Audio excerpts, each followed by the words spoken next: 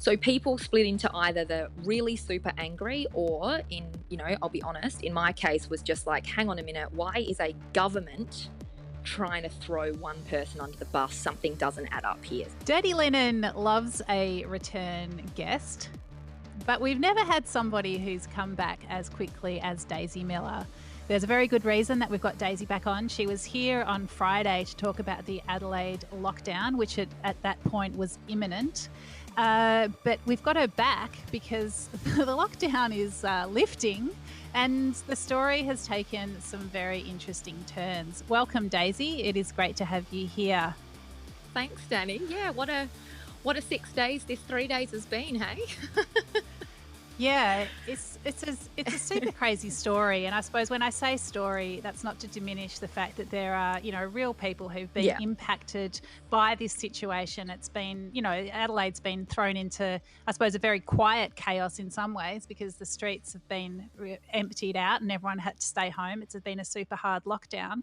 But do you want to talk us through what happened? Bring us up to date. So yeah, on Friday we all sat around, like we all do in these lockdowns, and waited for the press briefing. And effectively, we were all told that we'd been locked down because a single piece of information provided by a single individual was not true, and that because they'd now discovered that that piece of information wasn't true and that there had been a liar at the centre of everything. I think you can tell from my tone quite how I feel about all of this, but anyway, that we were then coming out of the hard lockdown. And we still needed to give a couple of days to the contact tracers to deal with the cluster, but effectively as of Sunday morning, we were all free to come back how we were post-lockdown, which for us was still under some tighter restrictions than what we had been, but certainly not the no exercise, no leaving your house situation we'd been told about the previous Thursday. Yeah, so I mean, it's funny because I think my my feelings were like, oh, we thought this was a normal lockdown, but then it's like, oh, it's so weird that any lockdown could be considered normal. But when we spoke to you, so I guess we spoke to you on Thursday, midnight Thursday was when it was all locking down, and you felt pretty like, okay, we've done this, we've done some of this, we sort of know how to do. Like it, yeah, you weren't really in a panic. Uh, it it is such a bizarre story because I so and we don't know everything about it, and I feel like this is a very much a live story and there's gonna be more that comes out, and when but I suppose when I say that, it's with some hesitation because I really hope that what doesn't come out is the precise identity of the individual that apparently caused this situation. There have been some identifying info released about him, and I suppose the important things to say is that he worked at one quarantine hotel in the kitchen, as I understand it. He had a second job at a pizza shop. But the thing, his lie was that he just said he bought a pizza from the pizza shop. He didn't actually work there. As it turns out, he spent 3 days working there with somebody else who was COVID positive. And that person was known to be and had admitted that he was a security guard at a different quarantine hotel and also worked at the pizza shop. What else? The other thing I think was really, as soon as I heard this, I thought, okay, well, the guy, you just assume that there was something that wasn't quite kosher about his working situation at the pizza shop. The fact that he felt like to me, it always seemed like he must have wanted. He felt to me, it felt like he probably thought, and I'm reading into the situation. He probably thought he was giving the contact tracers enough info to get the corona situation under control, but not enough to implicate himself, perhaps his employer, in some sort of shonky arrangement. When it came out that he was on a graduate visa, I thought, oh, well, this totally falls into place because visa holders have been left out and marginalised and put in some pretty desperate situations through the pandemic. They haven't been, if we've all been in it together, they haven't been with us in that togetherness. And that seemed to me to make perfect sense that he felt that he was in a situation where the truth was not going to be his friend. So that's what I know, and this is from just watching the news from Melbourne. But from your position in Adelaide, like tell me how it all went down. Like what was the feeling around the place, and what kinds of things were flying around the internet about this situation? Yeah, I mean, it was pretty remarkable. The, people basically split into two camps. There was the camp that was like, this guy owes us an apology. I mean, some ridiculous, like completely out of control, ridiculous things that people, when they're angry, and rightfully so, I think for a lot of people this was a really like beyond stressful for I know people that had surgeries that they had been waiting up to years for because of the changes this year, and then there's obviously waiting lists in people who Mm, lost appointments. I know there are people who had lots of losses in their business, and there are I've got friends who have got children with disabilities, and they weren't able to access their sort of caring support. It was all sorts it was so fast, the lockdown. There was 10 hours, as we spoke about the other day. I yeah, understand why people were really angry. So yeah. people split into either the really super angry, or I'll be honest, in my case was just like, hang on a minute, why is a government trying to throw one person under the bus? Something doesn't add up here. So there was a group of people going, I expect more from my government, than locking us down with 10 hours notice off of the word of a single person. And then there was another group of people who were saying, that single person who lied, who caused this lockdown, I have faith in my government. I have faith that my government made the right decisions for our community when it comes to COVID-19, because it's such an unpredictable disease. This person owes us all an apology. The other unfortunate thing was that the family at the centre of this, from the first case, had been identified earlier in the week as being of South Asian origin. So when the liar, when they talked about this liar, the assumption was made that that person was from the same community, and the racism that started coming out on some of these Facebook posts and Twitter posts, and reviews on their Google site, and reviews on their Facebook page and TripAdvisor. And well, I understand that Google has got some kind of algorithm, whereas if there's a high amount of single star reviews all at once, they just block the page out. Okay. And Facebook did the same thing. So within about an hour of the announcement, the Google page had gone. The Facebook page had been shut down a couple of hours after that. TripAdvisor, I think, was the same. So it was like everyone was sitting at home. They put a police guard at the pizza shop as well, like pretty instantly. Um, it was shocking, the amount of like community anger that happened. And did you, I Disappointing, mean, I have to say. yeah. What about yourself personally? Did anything sort of come your way?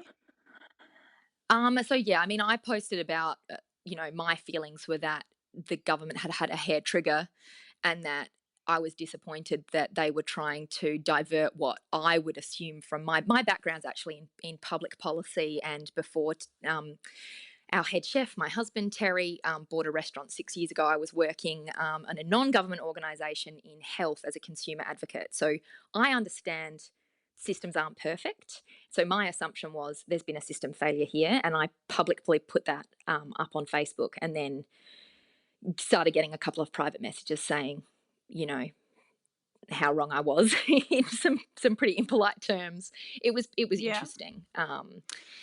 Yeah. It was But I really, was I I was mean, angry too. My anger was directed somewhere different, not at an individual, at a well, group and at a system. yeah, I mean, the Premier, Stephen Marshall, really threw this person under the bus. Like he said, Absolute, he'd yeah. lied. He said the selfish actions of this individual have put our whole state in a very difficult situation. It's completely and utterly unacceptable. I mean, that is a lot to put on one person who, no matter, we It's don't know who this huge, and person even is. Honestly, it yeah, go it, on. it working backwards. Sorry, Danny, I get like rah!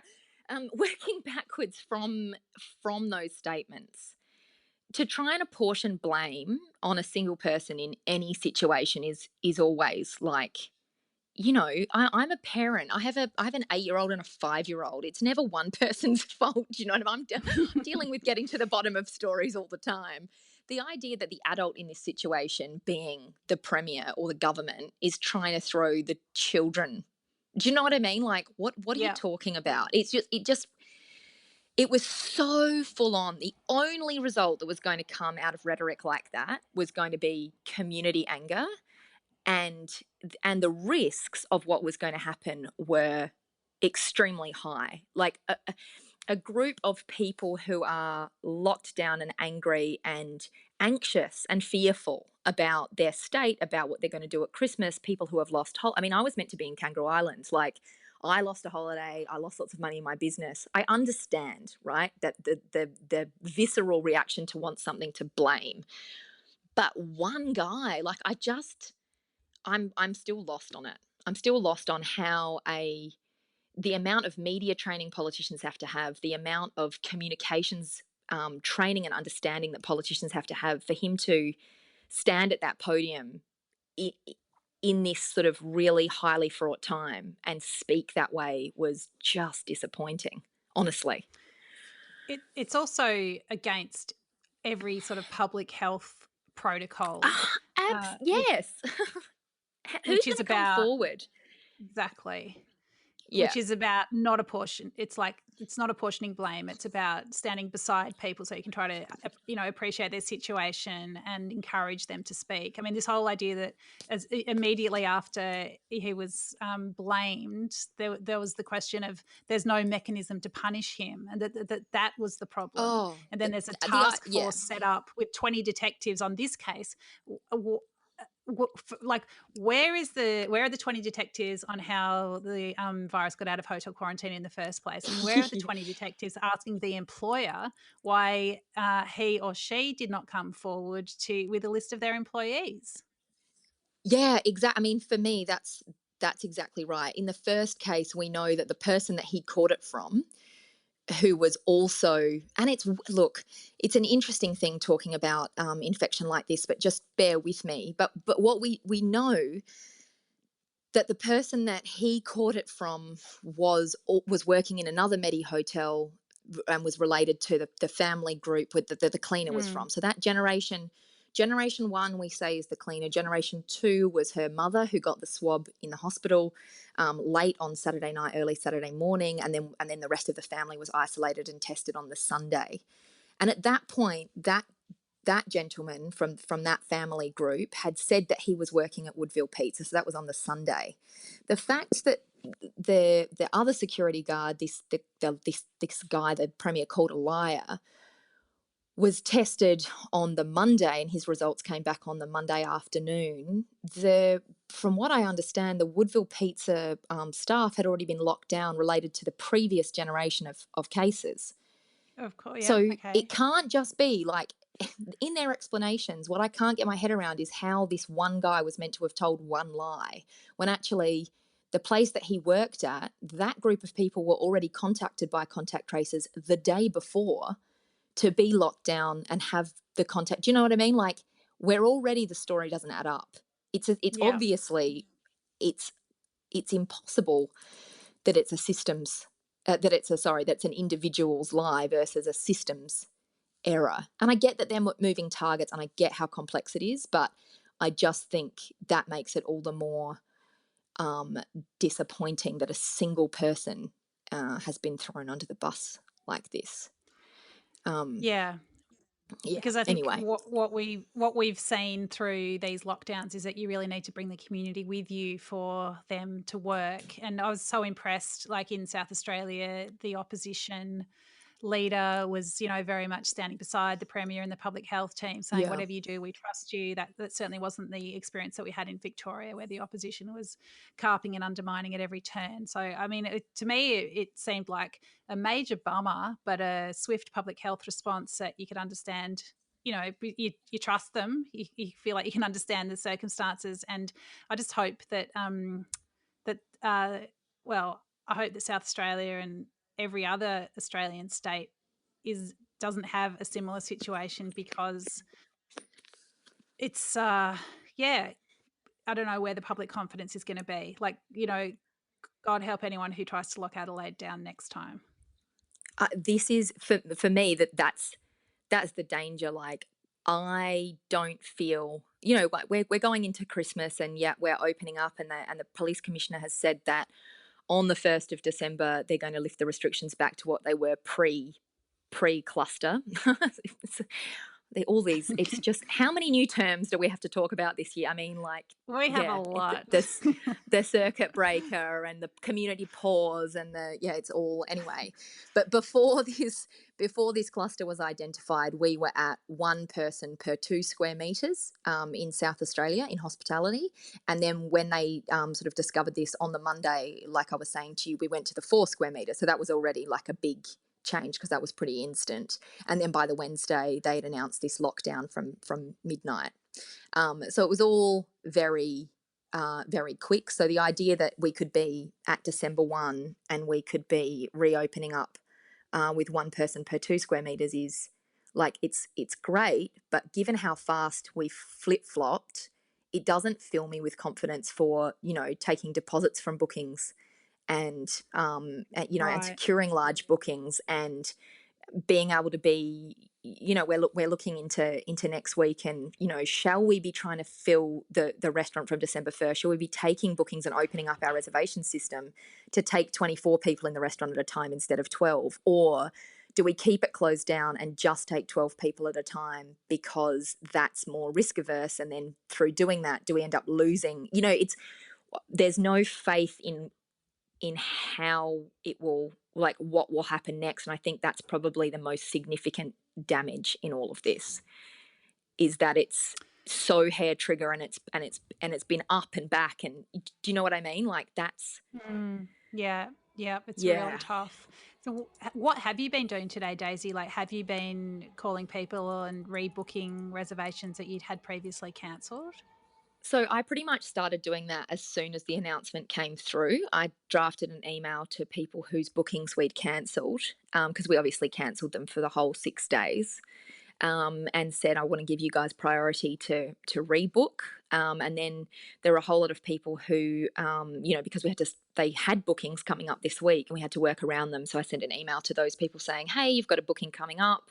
We're still at 4 square meters. We're now going to go back to doing 2 seating. So if you're booked before, on or before 7 o'clock, I'm pushing your booking to 6. And after 7 o'clock, I'm pushing your booking till 8. Please let me know if this doesn't suit you. Bear with me while I work around. So yeah, it's just been like shuffling, probably about 80 bookings over the next couple of weeks.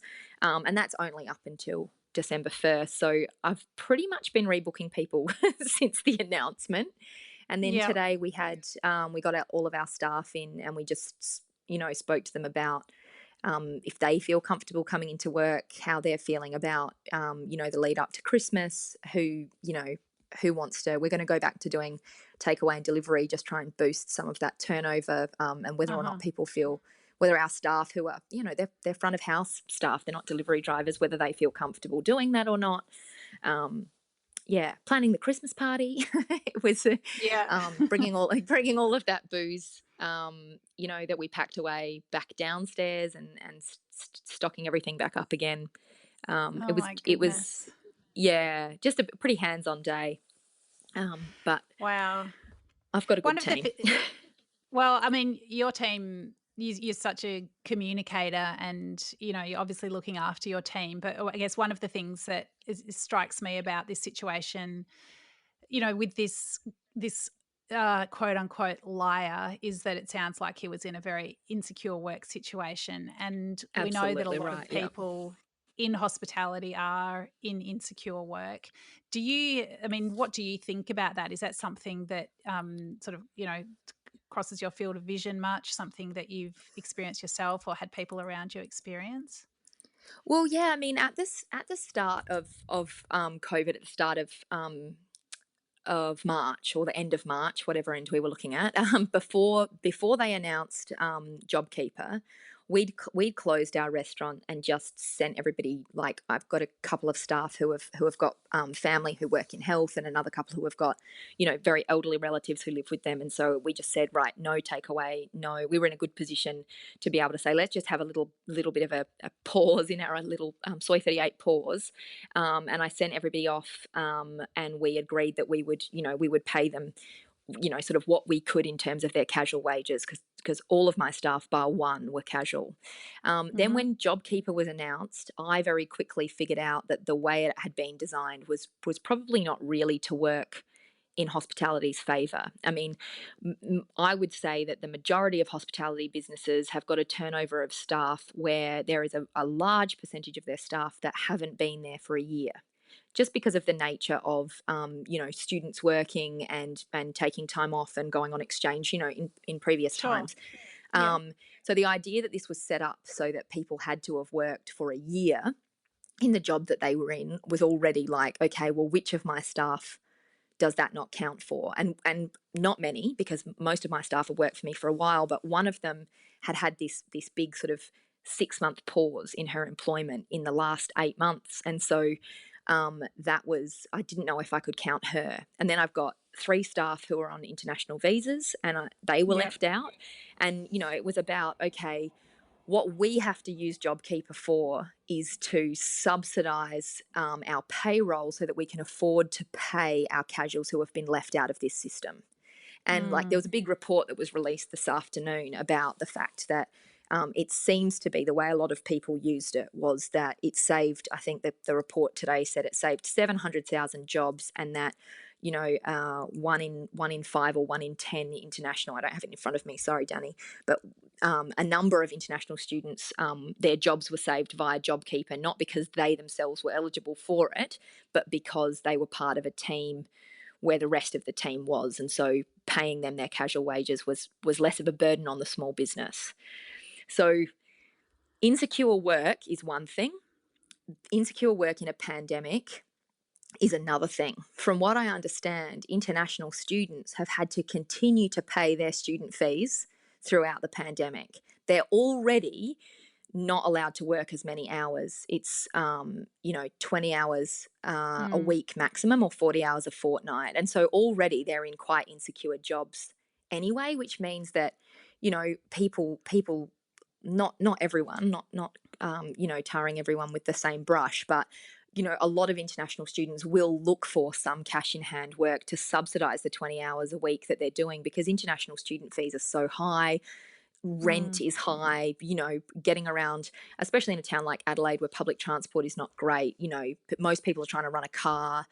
It's all very expensive. And so to me, the idea that during a pandemic we would leave already, people that would have diminished savings and a diminished ability to find work anyway, and we would leave them out of that and then employ them in the jobs that are most at risk, and then question how we have a community outbreak. It's it's crazy. We've designed a system that perpetuates risk.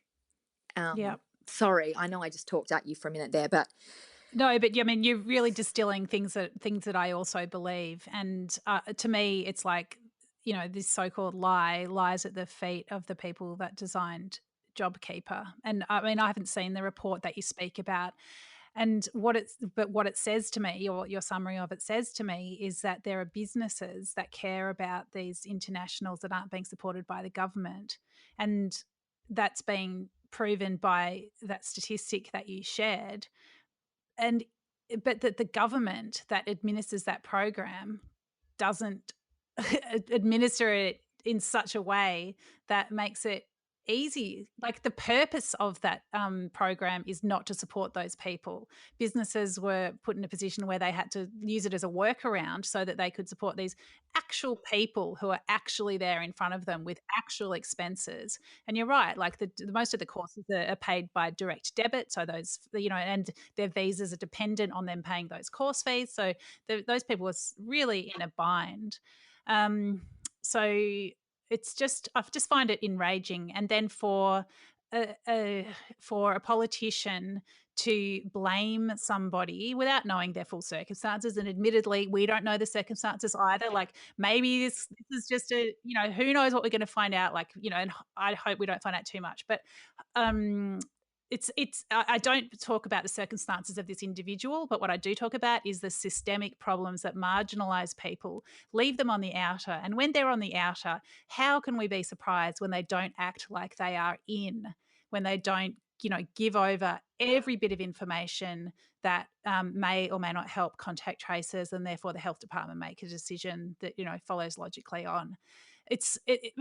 I would say that it's the systemic problems that create a situation where somebody lies, and then following on from that, create a system where there is community division, people who are angry and yelling at each other because they're angry about different things, and undermine the whole community's trust in the public health system that we all rely on to keep our community safe.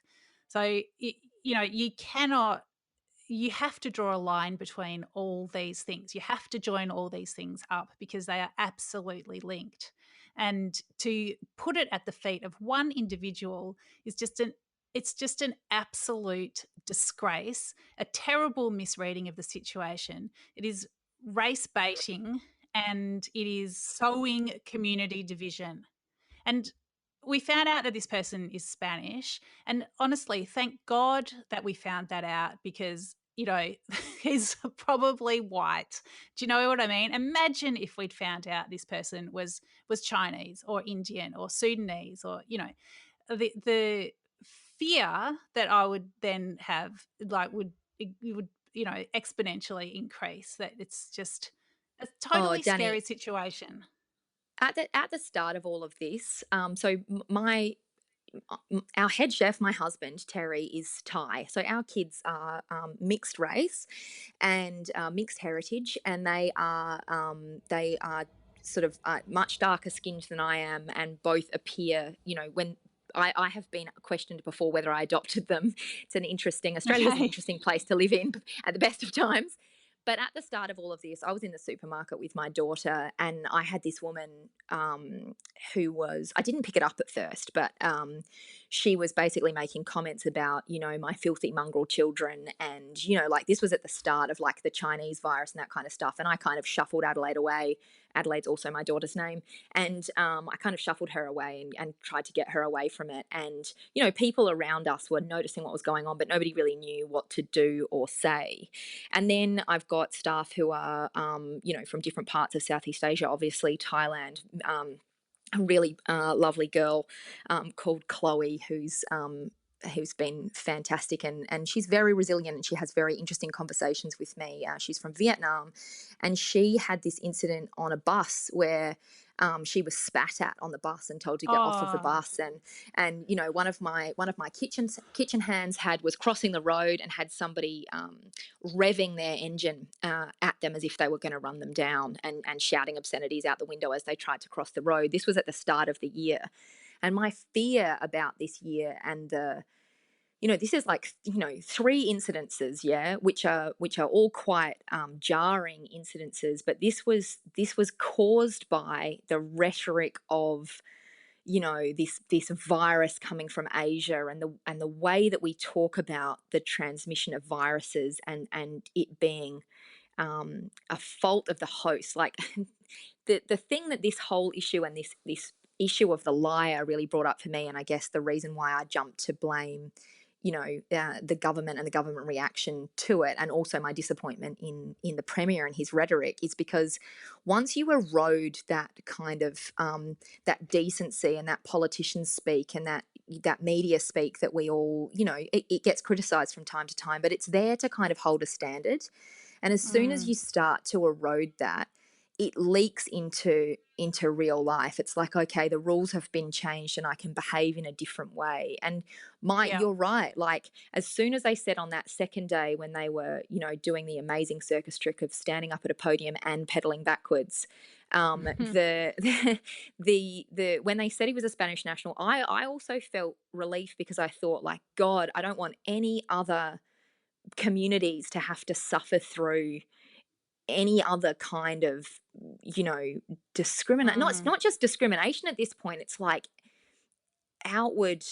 And I grew up in middle class white Australia. I've been quite sheltered. You know, my first experience of that kind of racism on a personal level was this experience with my daughter. But Mm.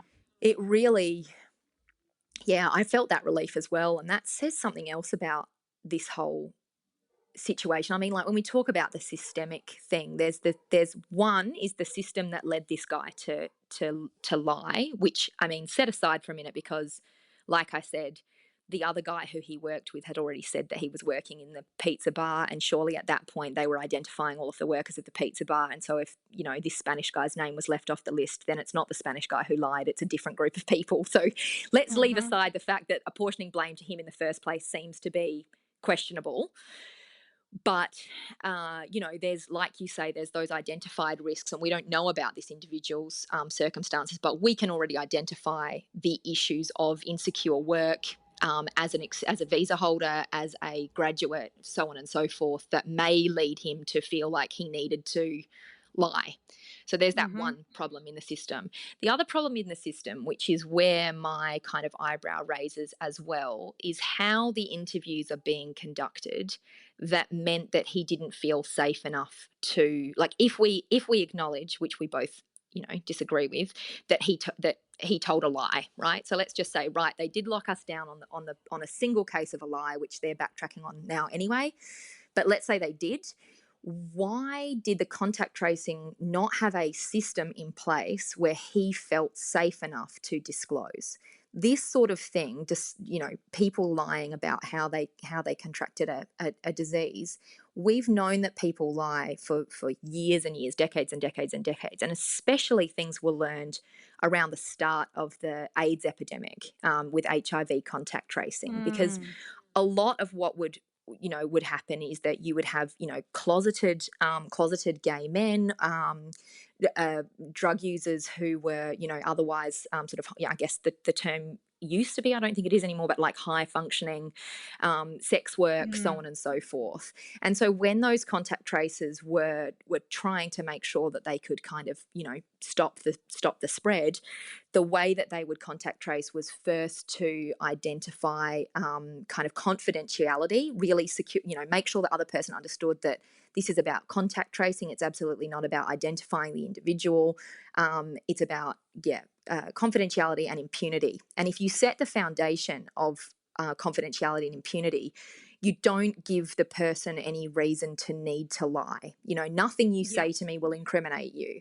And so I don't know how, you know, they've been saying that that's how their contact tracing is working, which brings you back to, well, then what were the causes for the lie, which makes the lie less likely, leave alone shutting down a whole state based on one person's word where due diligence wasn't taken in that. Like, it all comes back to a systems problem is what I'm getting at. And for It's the also premier to, yeah. oh, sorry, Daisy. I was just it also what the chief health officer and the premier put about was that it was a new virulent strain of the virus, which commentary instantly came back from, you know, scientists saying, Yeah. yeah, nah, don't think so. Just everything they're saying sounds just like it's the coronavirus. It's, you know, it's a strain we know about. Doesn't really sound like it. But the fact that, and now they've backpedaled from that assertion that Yep. it's a new and particularly virulent strain. I think even that they would go to questionable science rather than Like better this. interviewing, Yeah. it, Yeah. it's pretty it's pretty doesn't seem like, yeah, it doesn't seem like due diligence was occurring. So, yeah, you know, this is the thing. So, the straw that broke the camel's back, they went from saying we made the decision based on one person's lie and we're furious about the lie. And then the following day it was like, oh no, it was just the straw that broke the camel's back. So, it was just the last piece of the puzzle that we needed, that, you know, that blah, blah, blah, blah. So, again, from a systems point of view, if you've got one thing that's going to tip you over, you better be sure that that thing is accurate. Mm. And I understand that, like, so a couple of things happened when they locked us down. Like I said, it happened around sort of, 2 o'clock in the afternoon. And I remember saying to you that we sit across from a supermarket, and within Mm. about an hour and a half, there was queues and people acting completely crazy. So they made this announcement in the middle of the day. Straight away, people were in schools pulling their children out of school classrooms. People were in the supermarkets behaving completely erratically. There was a run on toilet paper, all of the eye rolling things we've come to expect in this pandemic when, groupthink and people start acting sort of poorly under stress as a community. These things are all known now. These actions that we take and these responses that we Mm. have as a community, we know about them. They're not surprising. The fact that toilet paper being missing was a joke this time. I mean, it became a joke last time, but we all knew it was going to happen, right? It's predictable. The idea that you wouldn't wait 4 more hours until kids are home from school, parents are home from work, and you can then say, like, we are making this decision that, from tomorrow we're going into a lockdown to give people time to get their Mm. act together. Or if it did indeed turn out that somebody had caught it from a hot pizza box and that was, we had this new, incredibly intense new strain of COVID-19, and how unlucky were we in Adelaide that this was this strain that made it out of quarantine hotels. All of the unlikelihoods have led to this thing that gets passed within 24 hours and is the most, blah blah blah blah blah. Then lock us down at midnight. Like, if it had to be a hard lockdown, then 10 hours or 6 hours wasn't going to matter. The damage was going to be done. But what that 4 hours would have allowed them to do would be to figure out if that straw that broke the camel's back, or that final piece of the puzzle, was accurate or not. Like, Mm. do you know what I mean? Like, there wouldn't have been a rush to the shops because the shops would be closed. There wouldn't be a rush on dragging kids out of classrooms Yeah, and because they causing wouldn't. that kind, because they wouldn't have been at school. Like, the there's a whole lot of kind of, I don't see how 4 hours or 6 hours even was going to make a difference in terms of the risk to the community of the virus. Versus, like, I get that 48 hours notice is going to, like, risk community spread. I get that. But 4 hours to do due diligence on a single patient and to put all of your efforts into that single case to determine whether locking down an entire state is going to be the appropriate thing to do. I don't understand how we discovered that, like, the following day. Yeah. Yeah. It's yeah, Anyway. it is yeah, there's a lot of questions, and I'm sure that eventually there'll be some quite interesting answers that, come out. Yeah. I suppose one thing that I do think is, I heard today that in the UK, which is, you know, in the midst of a dreadful second wave, Boris Yeah. Johnson, the Prime Minister, has decided to take a break from their not very hard or effective lockdown for Christmas. So a Yeah. 5-day Right. break from lockdown so that families can gather, which seems like the worst idea. I Yeah. suppose at least one thing that we can be grateful for is that we are able to make these decisions, or the people around us are able to make decisions, even if they're not entirely um, comprehensible or correct. They're Yeah. making them from a position of relative strength and safety. So I Absolutely. definitely Like, Danny, feel honestly, I grateful for wouldn't want to that. be, for sure, I wouldn't want to be, don't get me wrong, like, the idea that I'm being this critical of the government is because, I always say to my staff, if I walk into the restaurant and the only thing that I can find wrong is that the table is set a little bit wonky, or I fix one fork, or I wipe down one bench top, that's not me, like, being nitpicking. That's you guys holding it, the space, to a standard where I don't have anything to complain about. Like, but I'm the owner, and it's Yeah. my job to make sure that things are held to a pretty high standard. If I apply that idea to the government, the fact that I'm nitpicking these small things rather than sitting in the UK and questioning how on earth there's not enough PPE for the NHS staff, or how there is Mm. not enough testing, or how they haven't had effective contact tracing at all, leave alone for this one guy for 4 extra hours, which is what I'm nitpicking about. Like, we have had governments around Australia that have done a phenomenal job. Like, really, granted, JobKeeper, for all of its flaws, has also been a saving grace to businesses everywhere. I'm not critical in major ways. I'm critical in minor ways because I think it's really important when it comes to public policy, especially around health, that we do get a little bit nitpicky actually. Like, Yeah. you know, Well, I and it's go on. yeah. Oh no, no. I mean, I'm really proud of how we've come out of it in Australia. I am really thrilled. So yeah, I hope that when people are listening to this, they don't think, oh well, it's all very well for you to say you're not in a position where you'd have to shut down a whole state. It's like, well, great, and I'm really grateful that I'm not. But Yeah, yeah. No, it's I because think it's also yeah, it's great to be able to say it from a position of strength, and we have done an amazing job in Australia, and we're super lucky, yeah, and I feel just grateful every day. But I do think that the to marginalise and other as people in a community is dangerous, and you've shown how it is dangerous and how people feel they have a license to be racist and to feel like yeah, that they're more deserving of being in a certain place and having certain rights. And I think that is absolutely dangerous, and that's not. I don't think that's who we want to be. So no, it's definitely, I think it's important to celebrate the achievements and call out the things that could be done better, because yeah, racism diminishes all of us, and absolutely yeah, correct. we can do better. Yeah, yeah, Daisy, and oh, sorry. no, let's say some final words. Well, oh no, I was going to say it's been a really interesting time. I think that hospitality as well has to reflect on the insecure nature of our industry as well.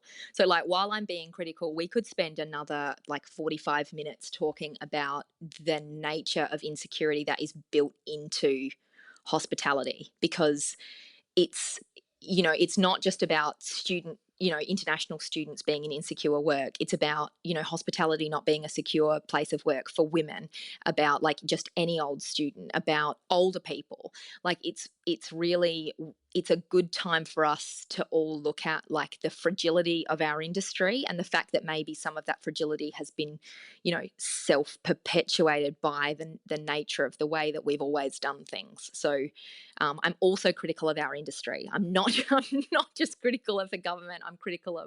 I'm just a systems critic, Dani.